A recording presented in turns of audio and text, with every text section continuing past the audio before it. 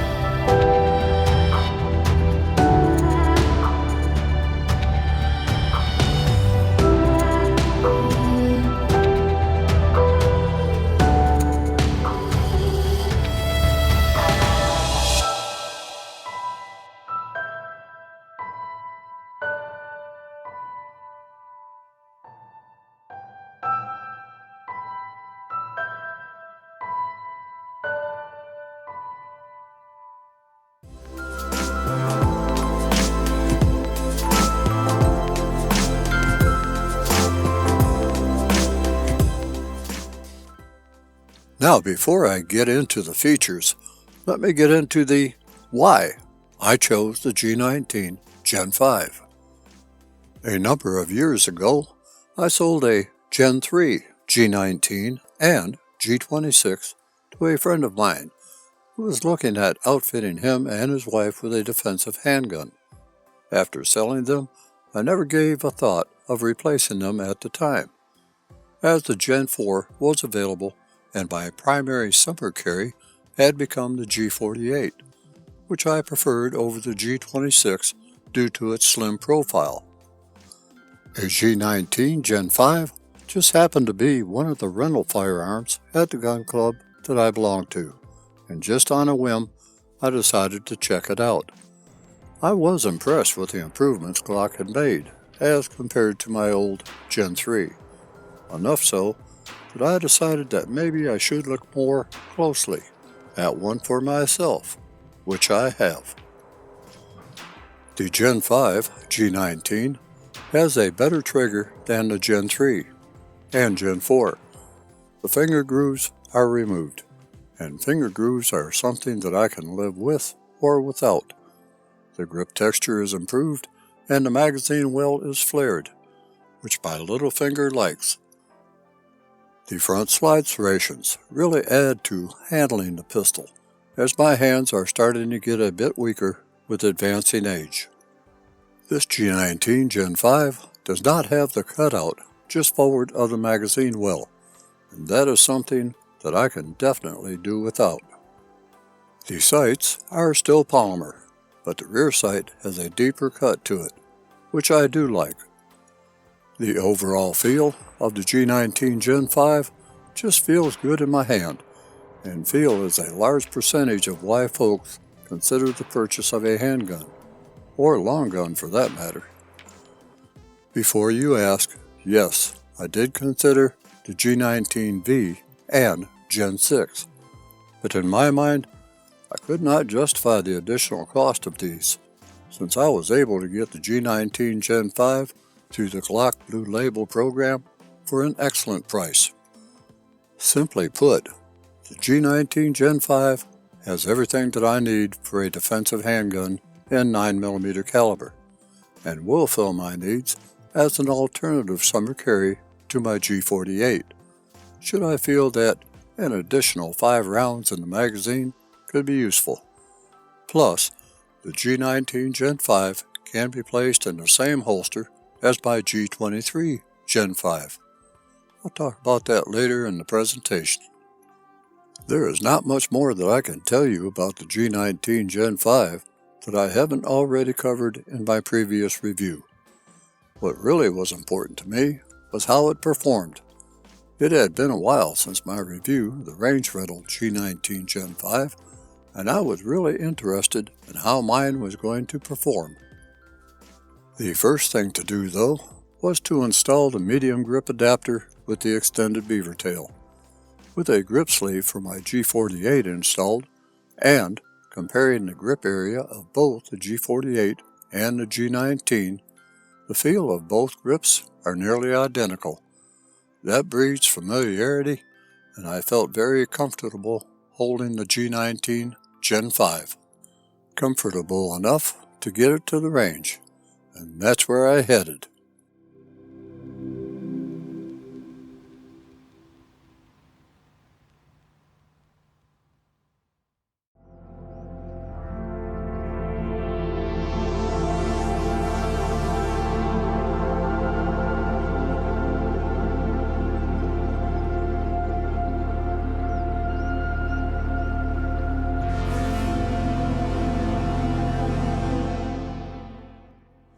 The first range stop was at the indoor range for an initial run-in.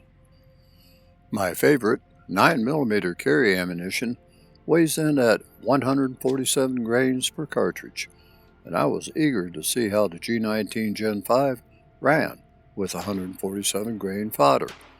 For comparison, I first shot 124 grain for several magazines, and then switched over to 147 grain. I found that there was far less recoil from 147 grain. That meant that I could get back on target more quickly than with 124 grain, or 115 grain, although I would be sacrificing some possible penetration with the slower 147 grain JHP. But in my book, accuracy is more important than penetration, which is left to science in most cases. Let's pick up on the indoor range session.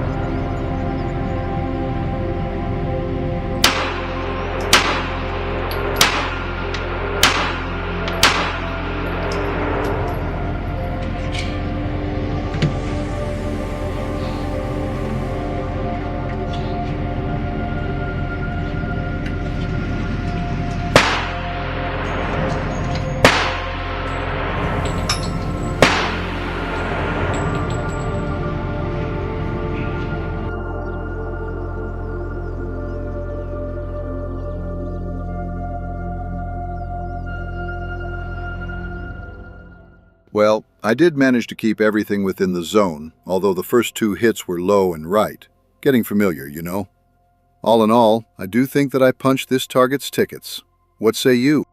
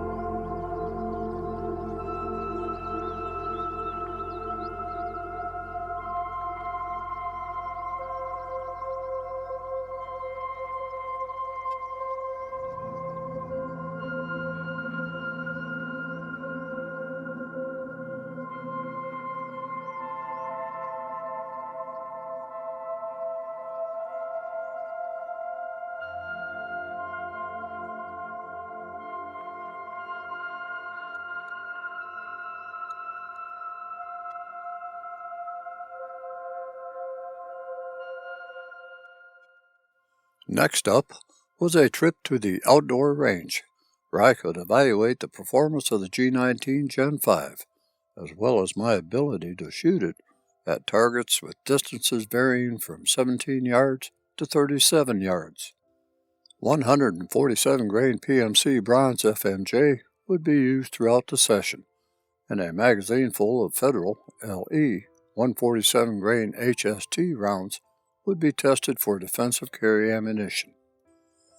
As a side note, my favorite defensive carry ammunition, Sig Sauer 147 grain JHP, is no longer being manufactured, and I found it nearly impossible to find. I feel that Federal LE 147 grain HST, with a stated muzzle velocity of 976 feet per second at 25 yards, will serve me well, should it be needed. As another side note, I do not shoot plus P ammunition, for reasons I may cover in another review. For now, let's see how the G19 GEN5 and I do against steel adversaries.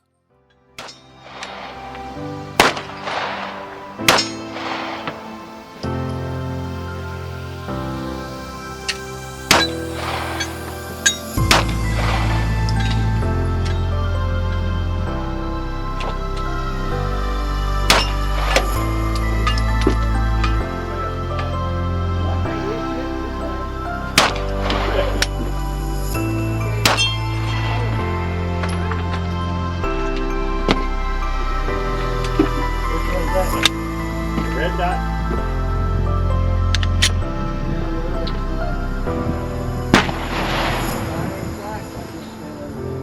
Move right there and shoot him.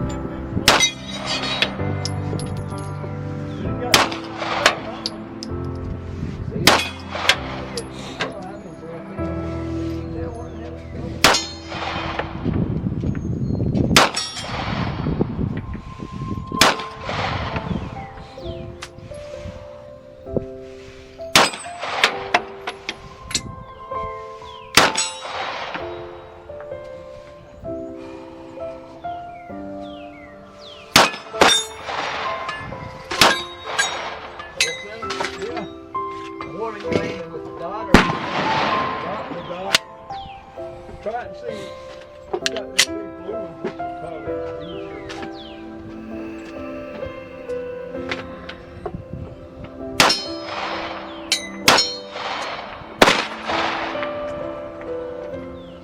I don't know where it is.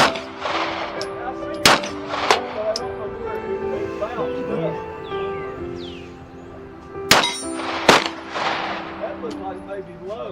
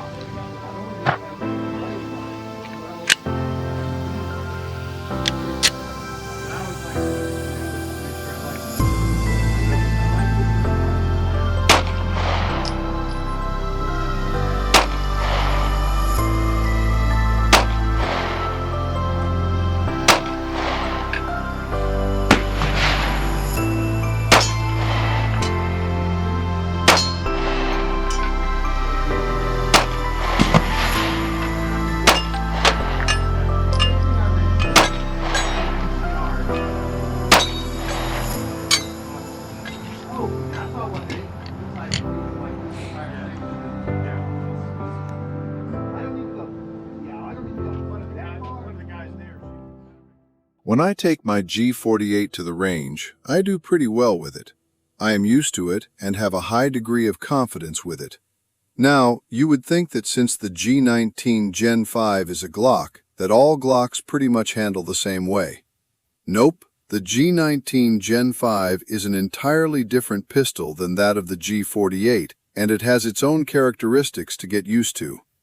And since this pistol may be going into the summer carry rotation, I need to get used to it pretty darn quick. I am using Mekgar and Glock magazines. I had questions about the Mekgar magazines since they are of metal construction, but they proved to be reliable, as were the Glock magazines. The Mekgar magazines, however, will serve me as spares, whereas I will rely on the Glock magazines for backup magazines.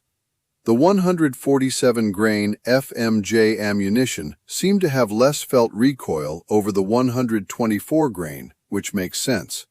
Although it is a heavier bullet weight, it is traveling a tad slower, which eases up on the felt recoil, which means that I can get back on target more quickly than with 124 grain or even 115 grain.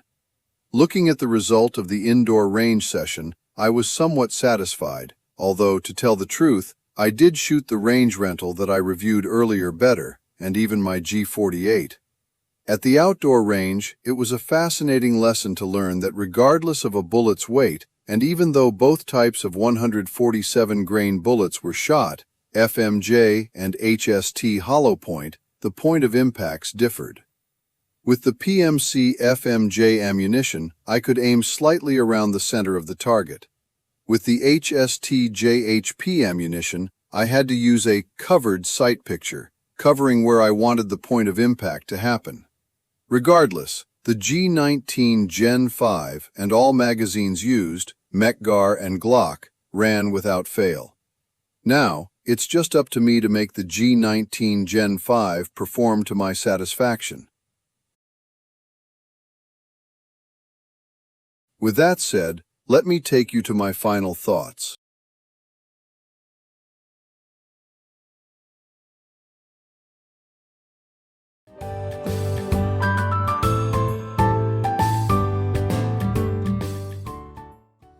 Although, and since my first excursion with a G19 Gen 5, G19V and Gen 6 have been introduced, and while I have handled the Gen 6, my hand seems to prefer the Gen 5 over the V and Gen 6. Why? I don't know. It just does. The Gen 5, while still plain and simple, gets the job done that I need for it to do. Put rounds on target efficiently and without fail. Not much more can be asked of a defensive firearm, in my mind. And yes, there are more clone Glock pistols that can do the job, and are touted widely as being better than the Glock. The G19 Gen 5, in all its simplicity, is still one of the most relevant defensive pistols I can carry. Short of my beloved 1911, of course. I mentioned carrying the G19 Gen 5 earlier. Let me expound on that a bit. The G19 Gen 5 can be carried in my two primary holsters for the G23. The Gelco Classic Light 2.0 shoulder rig for semi-auto pistols that satisfies my shoulder carry needs, and the Alien Gear Cloak Tuck 3.5 IWB holster, which satisfies my strong side hip carry or cross jaw carry needs. As far as pistol fit, and aside from positioning the holster on the body, neither holster requires adjustment to fit either the G23 or G19. So, for my summer carry needs, a G48, a G19 Gen 5, and a G23 Gen 5 will remain in the carry rotation for 2026. Beyond that, well, who knows? Thanks for taking time to watch this presentation. I appreciate you being here. Until the next time, take care of yourself. Be vigilant, armed and safe wherever your journeys take you.